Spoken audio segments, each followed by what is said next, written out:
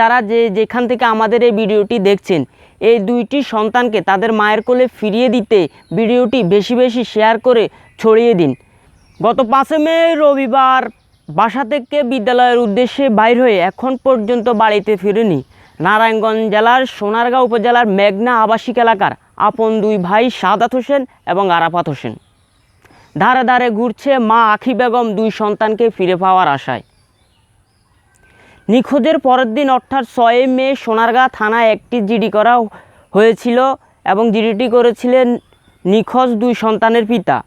এখন পর্যন্ত পুলিশ তাদের বিন্দুমাত্র খোঁজ নিতে পারে নাই, শুধুমাত্র একটি সিসিটিভি ফুটেজ থেকে সংগ্রহ করা তথ্য ছাড়া।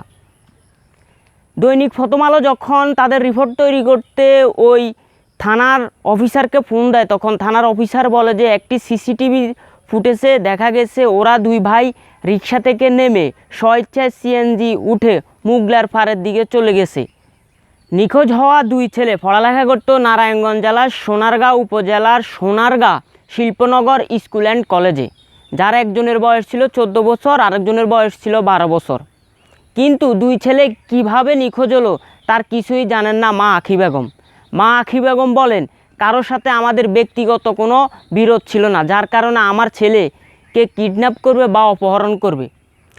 মা আখি বেগম যখন স্কুলে ফোন দেন, তখন স্কুলের শিক্ষক মা আখি বেগমকে অবহিত করেন যে তারা নাকি ওই দিন স্কুলে আসে নাই। প্রিয় দর্শক, আপনারা যারা যেখান থেকে আমাদের এই ভিডিওটি দেখছেন, এই দুইটি সন্তানকে তাদের মায়ের কোলে ফিরিয়ে দিতে ভিডিওটি বেশি বেশি শেয়ার করে ছড়িয়ে দিন, যেন আপনার একটি শেয়ারে অন্য একজন দেখে তাদেরকে শনাক্ত করতে পারে এবং পরিবারের কাছে হস্তান্তর করতে পারে।